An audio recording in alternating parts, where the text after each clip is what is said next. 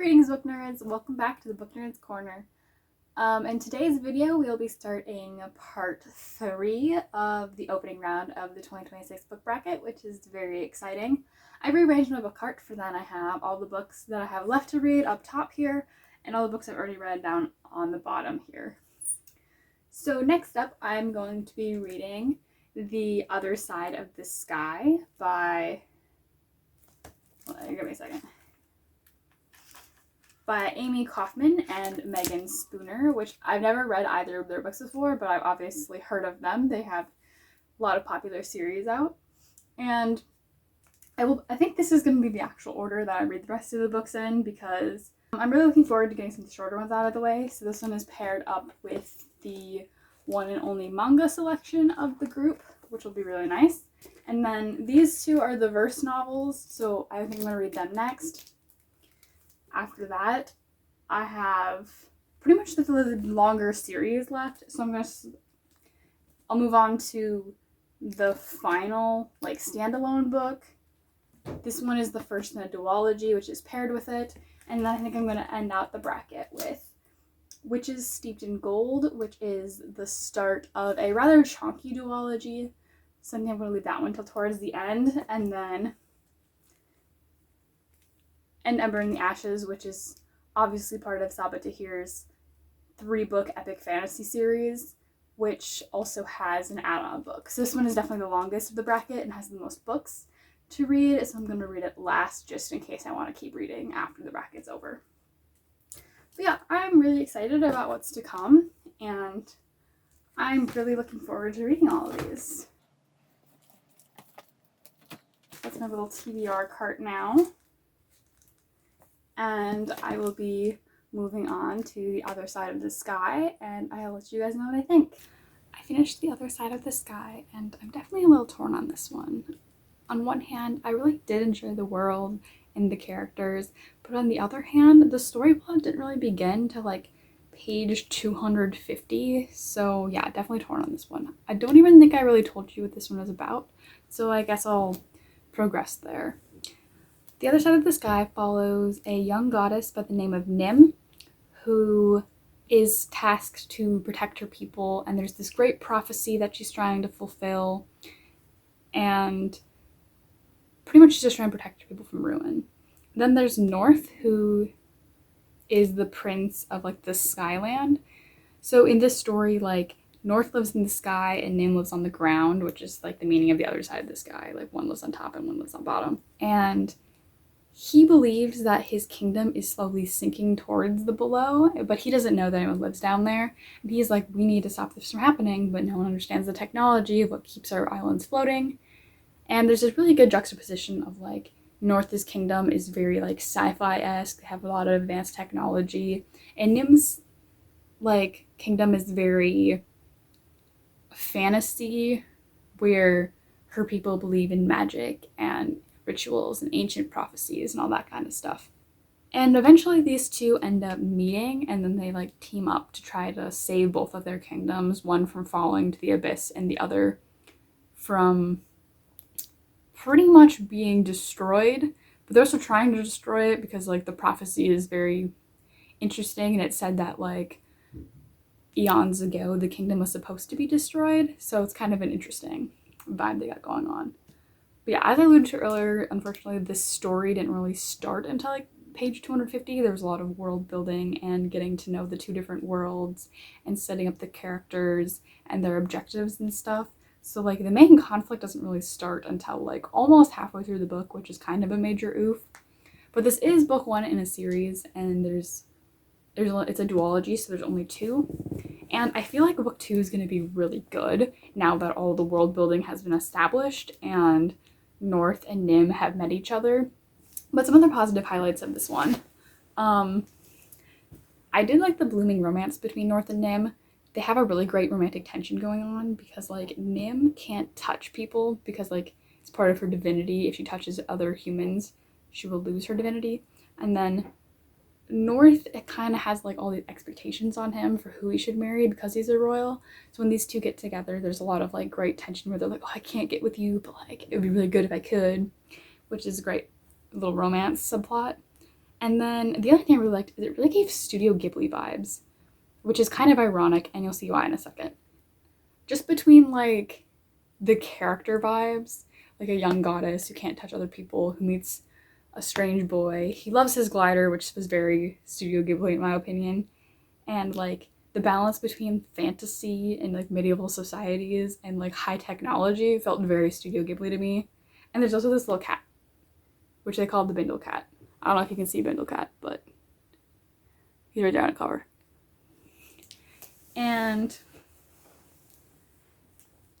I think that's about all I have to say about this one. But yeah, very excited to read book 2 when I have the time, and I rated this one a 3 out of 4 stars just because the beginning was so slow, but I really do enjoy the world and the characters, so I'm excited to learn more about this one. And for the irony of this, it's paired up against Shuna's Journey, which was written by one of the creators of Studio Ghibli, which I think is just like kind of funny because this book had such Studio Ghibli vibes, and this is actually a Studio Ghibli book. So I think this will be a great pairing. This one's really short, and it is a manga, so I will definitely be updating you guys very soon about my thoughts on this one. I just finished Shuna's Journey, and this one was quite an interesting read. This one was written by one of the creators of Studio Ghibli, and it definitely gives early Studio Ghibli vibes. This one was written actually before Studio Ghibli was founded, I think. So they were working on like the early movies like Nausicaa of the Valley of the Wind and stuff, and the influence is definitely there. You can definitely see the similarities.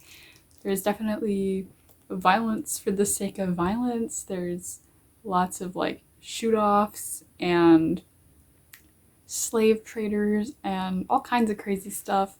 There's all kind of weird creatures. I mean, there's even this little goat guy on the cover is kind of an interesting guy. But man, there's some weird beasts in this book. But yeah, let's tell you a little bit of the story, I guess. So this book follows Shuna, who is the prince of a very poor kingdom. And one day, a mysterious traveler is found in his village on the verge of death and tells him about this great golden crop that lies in the east. And Shuna decides, because his people are starving or not the best off, he decides he's going to go travel to the east and find this crop and bring it back. Even though the village elders are like, bro, we need you here, don't go. He's like, nah, peace. Shuna takes off on this journey, and along the way he encounters, again, slave traders and crazy creatures and this pair of siblings in which he helps. The art style is very reminiscent of any Studio Ghibli movie. The art is pretty stunning. You can see there's a lot of like full paneled watercolor pieces, which are very beautiful. But overall, the story wasn't the most engaging thing. I mean, it's a really short read, and I think it was a really interesting look into Miyazaki's mind and like his early creations and stuff. And there's some great, like, it's kind of told like a fable, and there's great messages about hubris and being too prideful and arrogant and self-confident and all that stuff. So there's some good messages, but overall there's just not a whole lot here, so it's kind of a mid book. But yeah, comparing this one to The Other Side of the Sky, they both have pretty solid Ghibli vibes, which, you know, makes sense. This one is a Ghibli book, and this one honestly just vibed really well with it, which is a really solid matchup. I think with this one, I'm going to go with The Other Side of the Sky because I enjoyed the characters and the world in this one more, where everything in this one seemed very surface level, except for like the fact that it's a fable, you know, so it's very shallow and has lots of messages, but beyond that, nothing much. So yeah, I'm going to go with The Other Side of the Sky here. Once again, not my favorite book. I gave it a high 3. But I'm definitely intrigued by this world, and I'm really looking forward to the sequel. So that's the first half of the books to read in this video, which means I get to move on to the next matchup, which will be Dear Medusa. I actually started this one the other day while I was still reading The Other Side of the Sky, because this one was really long, and I just needed like something different for a little while. So I am already on page 130 of this one, and this one follows a young girl, and her name is Alicia. She's 16 years old, and She grapples a lot with like self-image and how women should be treated. She's definitely sexually active, and there's a lot of depth and strong messages in this one about like feminism and stuff. So I'm interested to see how this one progresses as the story moves forward. It's been forever since I've updated you guys, but I think last time I left off I was talking about Dear Medusa. I think I'd barely started it, but yeah, I ended up really liking this one. I have read a book by Olivia A. Cole before, Ariel Crashes a Train. I thought that one was super interesting, but I like this one even more. Dear Medusa talks a lot about the hypocrisy of society surrounding women and their reputations, especially sexually, which is it's a very heavy matter. Our main character, Alicia, she's 16 years old and she has quite a reputation for herself. She has been sexually assaulted and no one really knows her side of the story. I love the allusions to Medusa and how it talks about how Medusa is a victim and how Poseidon took advantage of her and how her story has been warped to her, you know, being a monster and all this stuff. It's not exactly a super original idea, but I thought how Cole pulled it off was really nicely done, and Alicia really related to Medusa, which I thought was really cool. The writing is also absolutely beautiful. I absolutely adore like the verse nature of Cole's writing. It's so beautiful, and this book is filled with so many discussions involving women and society and hypocrisy and how men prey on girls. And I think it's a really touching novel that anyone who likes feminist novels could really enjoy, but especially if you're a fan of poetry and the like. I rated this one 5 out of 5 stars. I really enjoyed this one and would highly recommend it. So yeah, Dear Medusa was the first in the matchup. So then I moved on to A Million Quiet Revolutions, which this one is also a verse novel, so it's very fitting that these two were paired against one another. A Million Quiet Revolution follows two young trans men who are coming out to each other, and their names are Aaron and Oliver.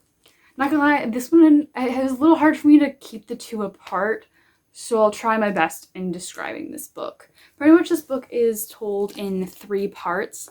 The first is in Oliver's perspective, I believe, and it talks about the two boys coming out and discussing whether they're going to tell their families and all that stuff. The second segment features the two of them apart from one another because Aaron's family has to move away for some reasons involving his brother and their church that they go to. I'm not going to spoil anything, but that situation was really hard to read about on top of everything else that was going on in this book. And these two find themselves writing like letters to one another, which I thought was really cute and romantic and was really fun because their relationship is just blooming. So it was an interesting way to explore their feelings for one another. And the third segment is told in Aaron's POV, the other boy in the story, and he is struggling at his new school a bit. He does enjoy not being the only queer kid there because he used to live in a really small town and where him and Oliver were the only 2 queer kids, but now he has like a kind of a queer alliance on his side and all that stuff. But he does really miss his best friend Oliver / boyfriend Oliver, and these two make a plan to meet up after graduation and attend like a Revolutionary War reenactment, which I thought was really unique. Oliver is a little addicted to queer history, and they kind of fantasize about these soldiers who could have been trans men, which is really, I think, something that not many people have probably thought about and not something I've thought about very hard. So I thought that was really cool. But yeah, so that's a little summary what the book is about, and once again, also a verse novel. I have also read a book by Robin Gao before, and I loved it. Like, I adored Dear Mothman. It was so cute. But this one was kind of meh for me. I had a hard time, like, telling the characters apart and keeping details straight in my head. The writing felt like it was poetry because the author's a poet and not like a prose writer, which isn't necessarily a bad thing. It just felt like the story didn't need to be told in poetry, which was like kind of hard, you know. But yeah, definitely didn't love this one as much, so I only gave it a 3 out of 5. It just kind of fell flat for me, and I really wish I could have loved it because I loved their other book, but it was just pretty meh. So yeah, that is a pretty obvious one then, because Dear Medusa got 5 and A Million Quiet Revolutions only got 3 stars. So that means Dear Medusa will be going on to the next round, which is really exciting because this is a really, really good book. But we have to say goodbye to A Million Quiet Revolutions, which I honestly still recommend. It was a solid read, and it's pretty short. It's only a couple hundred pages. But yeah, with that, we did 2 more matchups in this video, which means we'll be moving on to the final part. I'm really excited to see what the rest of the bracket entails and if a book that I haven't read yet has the potential to be the winner. Yeah, thanks for watching, Book Nerds, and I'll see you next time. Bye!